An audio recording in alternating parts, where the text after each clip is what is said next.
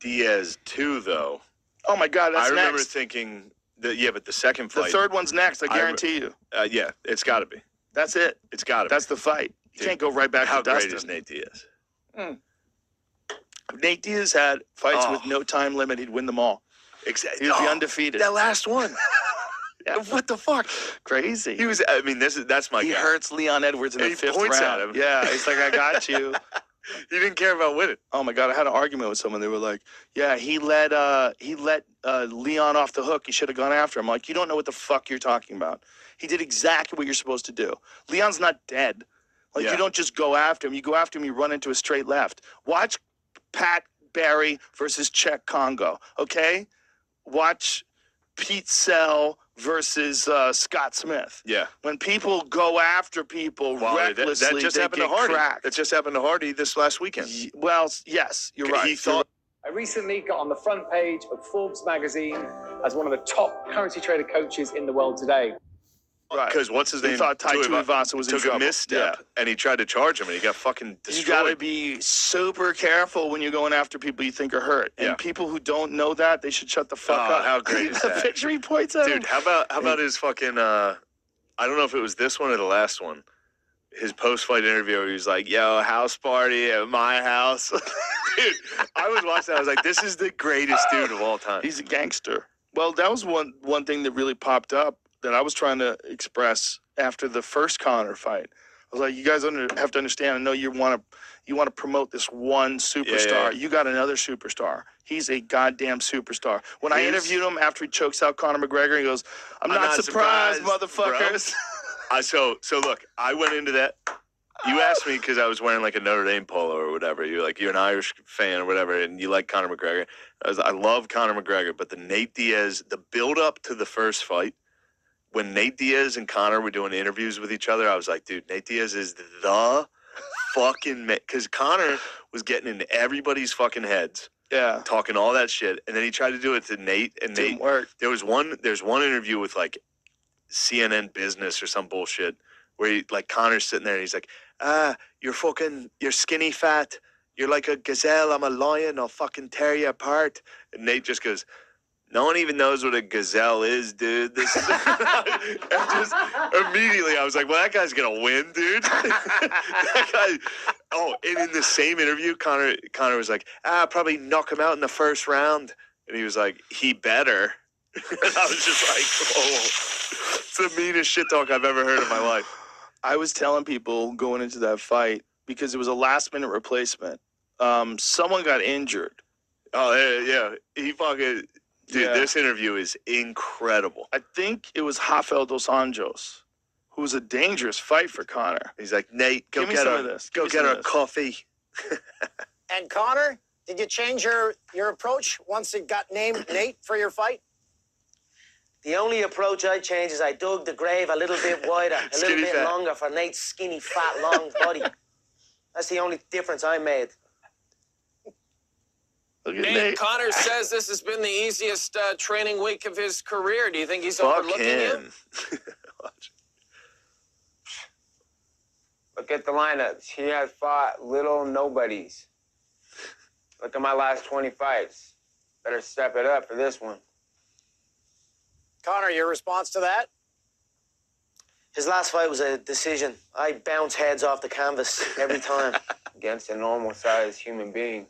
Conor, you said it's a fifth grader. At the press conference last week that you actually like Nick and Nate. Has your opinion changed about that now after this week? No, there's no emotions in it. I have no problem with him. I'm going to slap the head off him. It's business as usual.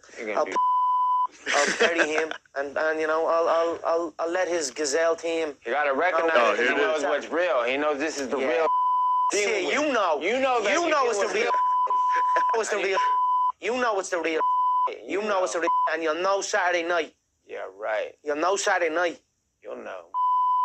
Hey, Conor's gone on record by saying that he's going to win by knocking you out. What's your approach? How do you think this fight's going to go down? Yeah, we're going to see what happens to him Saturday. We'll see. Better hope. He better hope. Yeah, he better hope he gets that knockout. Better hope he gets that knockout. Otherwise, it's going to be a up night for him. Oh. And Conor, if you don't get the knockout, is it a up night for you? If he's still conscious when he hits the mat, I will crush his hips and pass his guard and mount him and You got strangle tapped him. out by two I'll nobodies. strangle him. How are you the Like best a boa if you ain't never constrictor heard of the wrapped guys who around his tapped you long out? frame. A boa constrictor No one wrapping knows around those the guys. gazelle. You were submitted by lames. Yeah, that was not even that long ago. That was like a week ago. It's coming. It is coming. He goes, no one knows what a gazelle is, dude. This is America. Let it play out. And finally was a pound for pound number one at the time. Hold on, rewind that to the where you Rewind. say the gazelle part. Right there. It's all good. Are you intimidated at all? There's going to be a massive contingent of Irish fans, just like there Oh, have hold on. been for I don't know. Conor's Maybe last I'm few wrong. fights. Are you intimidated at all by that? No, never. I got Irish fans hit me up too. I got him out there. He's a fucking he's Conor, you gangster. mentioned you buried 3 bodies That's in okay. Vegas. Can you? That's good. That enough. fucking that line when he was like, "Yeah, I'll probably knock him out in the first round." He's like, he better fucking get that. Can I just say knockout. something right now? They should never do interviews this way. It is the dumbest, most Yeah, they're trying disconnected to way. provoke these guys. Well, not only that, there's 2 guys who I don't know if they're MMA fans. I don't know how much they know about MMA. And they have written questions on pieces of paper, and they're throwing it out at 2 guys who are literally about to engage in the most important fight ever. Yeah, they're in their laughing. lives. Yeah. They're having fun.